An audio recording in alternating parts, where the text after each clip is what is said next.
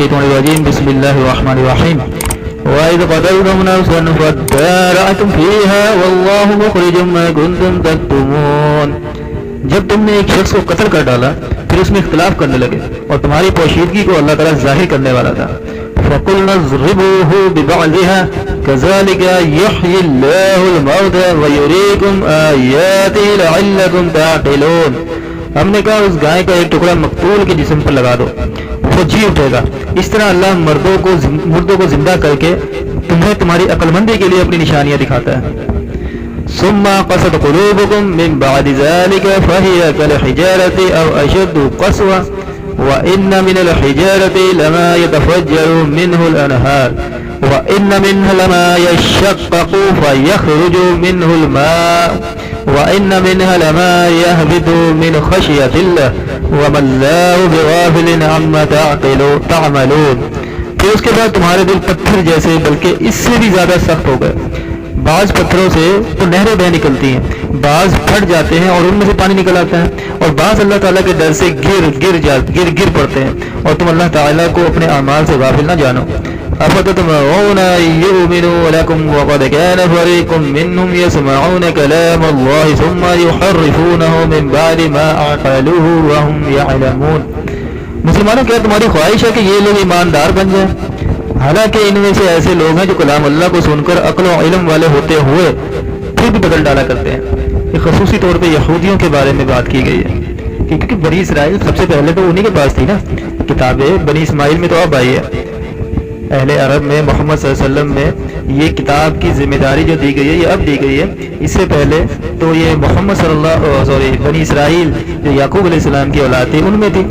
तो यहाँ पे मोहम्मद सल्लल्लाहु अलैहि वसल्लम को तमाम असहाब को तसल्ली दी जा रही है कि वो यहूदियों की तरफ से ज़्यादा गुमा और वो इसके हकदार भी थे कि वो इस नबी पे शादो नादर उसी वक्त ईमान लेकर आते, लेकिन उन्होंने झुटलाया, उन्होंने ना माना। पहले भी हज़रत ईसा अलैहिस्सलाम के मुखालिफ भी इसीलिए हुए थे कि हज़रत ईसा अलैहिस्सलाम बशारत देते थे बनी इस्माइल से एक पैगम्बर की, वहाँ पे निशानियाँ थी, उसको महव रखते थे। उस दौर में भी जाहिर बात है एक पैगम्बर है वो तो कभी झूठ बोल ही नहीं सकता, उसका तो करैक्टर बड़ा माना हुआ होता। तो ईसा अलैहिस्सलाम की पगले दर्जे में मुखालफत की जाती थी उलमा यहूद में से तमाम लोगों, लेकिन अल्लाह अपने हिकमत से सब कुछ गालिब करने वाला है। वइज़ा लकुल्लज़ीना आमनू क़ालू आमन्ना वइज़ा ख़ला बअज़ुहुम इला बअज़िन क़ालू अतुहद्दिसूनहुम बिमा फ़तहल्लाहु अलैकुम लियुहाज्जुकुम बिही इंद रब्बिकुम अफ़ला तअक़िलून। जब ईमान वालों से मिलते हैं तो अपनी ईमानदारी जाहिर करते हैं, और जब आपस में मिलते हैं तो कहते हैं कि हम मुसलमानों को क्यों वो बातें पहुंचाते हैं वो जो अल्लाह ताला ने तुम्हें सिखाई हैं। क्या जानते नहीं हो? तो अल्लाह ताला के पास तुम पर उनकी हुज्जत हो जाएगी। अल्हम्दुलिल्लाह रब्बिल आलमीन। ये मिलती जुलती आयतें हमें मिलती रहती हैं शुरू से लेकर एंड तक। हालांकि अगर हम सूरह बकरा के आगाज़ की भी बात करें तो वहाँ पर भी अल्लाह ताला इसी से मिलती जुलती बात करते हैं। मुनाफिकीन का हाल क्या था? यही हाल मुनाफिकीन का, और मुनाफिकीन से कम ये भी नहीं है। जाहिर बात है अगर उलमा यहूद जानते बूझते अपनी कौम के मुनाफिक बने हुए वो जानते हैं कि ये जो मोहम्मद सल्लल्लाहु अलैहि वसल्लम है ये हक पे मबनी सच्चे पैगंबर, लेकिन नहीं मानते, जानते बूझते अपनी कौम को गुमराह कर रहे हैं, तो ये अपनी कौम के मुनाफिक हैं। अवला यअलमून अन्नल्लाह यअलमु मा युसिर्रून व मा युअलिनून। क्या ये नहीं जानते कि अल्लाह ताला उनकी पोशीदगियों और जाहिरदारी सबको जानता है। वमिन्हुम उम्मियून ला यअलमून अल-किताब इल्ला अमनिय्य व इन्हुम इल्ला यज़ुन्नून। उनमें से बाज अनपढ़ ऐसे भी हैं जो किताब के सिर्फ ज़ाहिरी अल्फाज को ही जानते हैं, सिर्फ गुमान और अटकल के ही पीछे चलते हैं।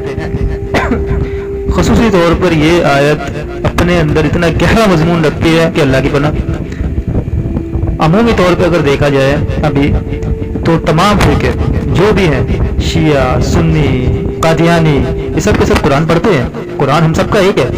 बहुत फ़र्क है हमारे अकायद में, हमारे ईमानियात में, हमारे कल्चर में, हमारे इबादत के मामलात में, हमारी नमाज में, किसी दर्जे में बहुत बड़े फ़र्क है, बहुत इख्तलाफ है, लेकिन कुरान हमारा एक है। लेकिन इसकी वजह क्या है कि हम इसके ज़ाहिरी अल्फाज को तो पढ़ लेते हैं लेकिन इसको समझते नहीं है। गुमान अपना ही रखते हैं जो हमें अपने अकीदे से मिला, जो हमें अपने ईमान से मिला, लेकिन हम इसको उस दर्जे में कबूल करते ही नहीं है जिसका ये हक है कुरान का। मिसाल के तौर पे शिया मातम करते हैं, बरेलवी मज़ार पे जाते हैं, अहले हदीस किसी दर्जे में बातिल का साथ देते हैं कि हज़रत माविया और हज़रत अली में उस तरीके से दर्जा बंदी और तफरीक नहीं करते जो कि हक है। इंतहा दर्जे की नाइंसाफ़ी है। یہ باطل کے پیچھے جانا ہے۔ قادیانی تو ہے ہی کافر، کیونکہ وہ تو مرزا غلام قادیانی کو نبی مانتے ہیں، چہ جائے گا وہ قرآن بھی پڑھتے ہیں، قرآن کو بھی سچا مانتے ہیں، محمد صلی اللہ علیہ وسلم پہ ایمان رکھتے ہیں، لیکن مرزا غلام قادیانی کو وہ خصوصی حیثیت دیتے ہیں۔ کون بچے؟ دیوبندی۔ اب دیوبندیت کی اگر گمراہی دیکھی جائے تو وہ ان کی ایک کتاب ہے جو کہ میں سمجھتا ہوں سرے سے کوڑے میں پھینکنے کے قابل، کوڑے میں نہیں چلے، کوڑا نہیں، کوئی سخت الفاظ ہو جاتے ہیں، اسے کسی سیف الماری میں رکھا ہونا چاہیے جس کا نام ہے فضائل و اعمال۔ کوئی بھی کتاب ہو، فضائل و اعمال ہی نہیں، کوئی بھی کتاب ہو، وہ یہ حق نہیں رکھتی بے شک وہ جس مرضی درجے کی پائے کی ہو کہ اسے قرآن کا درجہ دیا جائے، نعوذ باللہ من ذالک۔ مسجدوں کے اندر جو کتاب پڑھی جانی چاہیے وہ صرف اور صرف قرآن ہے۔ فَوَيْلٌ لِّلَّذِينَ يَكْتُبُونَ الْكِتَابَ بِأَيْدِيهِمْ ثُمَّ يَقُولُونَ هَٰذَا مِنْ عِندِ اللَّهِ لِيَشْتَرُوا بِهِ ثَمَنًا قَلِيلًا فَوَيْلٌ لَّهُم مِّمَّا كَتَبَتْ أَيْدِيهِمْ وَوَيْلٌ لَّهُم مِّمَّا يَكْسِبُونَ۔ ان لوگوں کے لیے ویل ہے، افسوس ہے، جو اپنے ہاتھوں کی لکھی ہوئی کتاب کو اللہ کی طرف کی کہتے ہیں اور اس طرح دنیا کماتے ہیں، ان کے ہاتھوں کی لکھائی کو اور ان کی کمائی کو ویل ہے، ہلاکت ہے اور افسوس ہے۔ یہاں پہ ترجمہ کرنے والوں نے اگر دیکھیں گے کسی کا تو لعنت بھی کی گئی ہے، اور یہ بھی کوئی برا لفظ نہیں ہے، لعنت سے مراد ہوتا ہے کوئی گالی نہیں ہے، لعنت کو اگر گالی سمجھا جائے تو یہ تو جہالت ہے۔ لعنت کا مطلب ہے اللہ کی رحمت سے دور، اللہ کی پناہ سے ہٹ کے، اس کا مطلب یہی ہے۔ شیطان کی صحبت میں آ جانا لعنتی عمل ہوتا ہے، وہ تو یہ شیطانی عمل ہے، اسی کو شیطانی عمل کہیں گے۔ کیونکہ ایک دفعہ میرے ساتھ بھی ایسا واقعہ ہوا تھا جو مجھے بڑا عجیب لگا تھا کہ میں ایک دن قرآن لے کے بیٹھا تو قرآن مجھے نہیں پڑھنے دیا تھا، فضائل و اعمال کی جگہ دیوبند مسجد میں نماز پڑھتا تھا، تو وہاں پر جا کے جب میں فضائل و اعمال کی جگہ قرآن لے کر بیٹھ گیا تو نہیں پڑھنے دیا گیا مجھے، بلکہ روک دیا کہ نہیں یہ نہیں پڑھ سکتے، تم فضائل و اعمال ڈھونڈ کے پڑھو۔ بہت بہت بہت تکلیف ہوئی تھی مجھے اس وقت، اللہ کی پناہ میرا دل تڑپ رہا تھا قرآن پڑھنے کے لیے، لیکن نہیں پڑھنے دیا گیا تھا۔ لیکن الحمدللہ میری امید ہے کہ میں اپنا مقام مرتبہ بنا کے انشاءاللہ العزیز مسجد میں فاتح ہوں، وہاں پہ بیٹھ کے قرآن پڑھوں، میری دلی تمنا ہے۔ وقالوا لن تمسنا النار الا اياما معدودات قل اتخذتم عند الله عهدا فلن يخلف الله عهده ام تقولون على الله ما لا تعلمون۔ یہ لوگ کہتے ہیں کہ ہم تو چند روز جہنم میں رہیں گے، اور ان سے کہو کہ کیا تمہارے پاس اللہ تعالیٰ کا کوئی پروانہ ہے؟ اگر ہے تو یقیناً اللہ تعالیٰ اپنے وعدے کا خلاف نہیں کرے گا، ہرگز نہیں، بلکہ تم تو اللہ کے ذمہ وہ باتیں لگاتے ہو جنہیں تم نہیں جانتے۔ اب یہ والی بات میں نے کئی علماء کے منہ سے سن لی ہے اور مجھے بڑی حیرانگی ہوتی ہے، جن کو میں پسند کرتا ہوں وہ بھی اس چیز کو لے کر چلتے ہیں، حالانکہ ہمیں بڑی احتیاط رکھنی چاہیے یہ بات کرنے میں بھی، کہ مسلمان ہونے کا مطلب یہ بھی نہیں ہے کہ بھائی جی ہم کلمہ پڑھتے ہیں تو انشاءاللہ العزیز اینڈ پہ جا کے آخر میں جا کے ہم جنت میں چلے ہی جائیں گے۔ اتنا آسان نہیں ہے، دنیا کی 60 سالہ زندگی کو مد نظر رکھتے ہوئے، اور موت کا بھی یہاں پتہ نہیں ہے بالکل بھی، کسی بھی لمحے موت آ جائے، تو یہ عقیدہ باطل ہے۔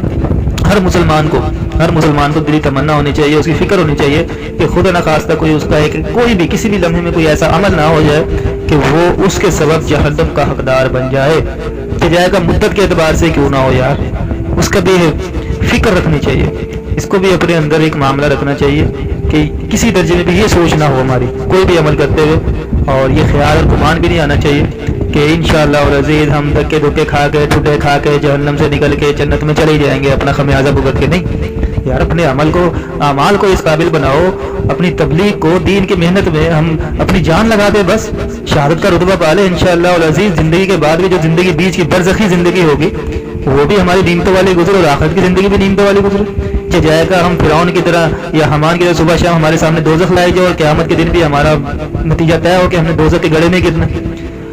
اللہ توفیق دے کہ ہم ملے جلے اعمال والے ہی نکل جائیں کم از کم، کہ چلو ہمیں ایک لمبی نیند سلا دی جائے اور قیامت کے دن ہمارا حشر برپا ہو تو ہمیں وہاں ہمیں نجات کا پروانہ پہنچا دیا جائے۔ یہ 3 برزخی معاملات ہیں، ان میں سے کوئی بھی مل جائے، لیکن یہ سوچ کے اس نیت کے ساتھ ہمارا نکلنا کہ یار ہم آخر کار دوزخ میں اپنی جگہ کیا نام ہے بھگت کے، اپنی سزا بھگت کے جنت میں چلے جائیں گے، تو یہ تو انتہائی باطل ترین عقیدہ اللہ کی بنائی اس عقیدے سے۔ بلا من کسب سیئات وحطت به خطیئته فاولئک اصحاب النار هم فیها خالدون۔ یقیناً جس نے بھی برے کام کیے اور اس کی نافرمانیوں نے اسے گھیر لیا، وہ ہمیشہ کے لیے جہنم میں۔ اب یہاں پہ یہودیوں والا معاملہ ہے ہی نہیں، عیسائیوں والا معاملہ ہے ہی نہیں، مجوسیوں والا معاملہ ہے ہی نہیں، شرک اور کفر والا معاملہ بھی یہاں نہیں ہے۔ بھائی دیکھو کتنی بڑی دلیل دے دی اللہ تعالیٰ نے مسلمان ہونے کا دعویٰ کرنے والوں کے لیے کہ یقیناً جس نے بھی برے کام کیے اور اس کی نافرمانیوں نے اسے گھیر لیا وہ ہمیشہ کے لیے جہنم میں ہے۔ نعوذ باللہ من ذالک، استغفر اللہ۔ والذین آمنوا وعملوا الصالحات اولئک اصحاب الجنہ هم فیہا خالدون، اور جو لوگ ایمان لائے اور نیک کام کیے وہ جنتی ہیں، وہ جنت میں ہمیشہ رہیں۔ اب یہ ایک پریکٹسنگ معاملہ ہے، زندگی بھر کا معاملہ دے دیا کہ جنہوں نے برے کام کیے اور نافرمانیاں کی وہ ہمیشہ کے لیے جہنم میں، بے شک وہ مسلمان کہنے کا دعویٰ بھی کرتے ہیں، کچھ بھی ہو۔ اب دوسرا کام جنتی ہونے کے لیے یہ تو لازمی ہے نا، ظاہر بات ہے مسلمان ہونا تو لازمی ہے کہ ایمان تو لائیں گے تبھی مسلمان ہوں گے، لیکن وہ نیک کام کریں گے تو جنتی ہوں گے۔ نیک کام کی ایک شرط ہے کہ وہ جنتی ہوں گے اور وہ اس میں ہمیشہ رہیں گے۔ مدت کا تعین کسی درجے میں کہیں ہے ہی نہیں کہ بھائی جی اتنی مدت میں تم جہنم میں ٹھڈے کھا کے تم جنت میں چلے جاؤ گے، قرآن سے ہمیں ایسا عقیدہ نہیں ملتا۔ الحمدللہ رب العالمین۔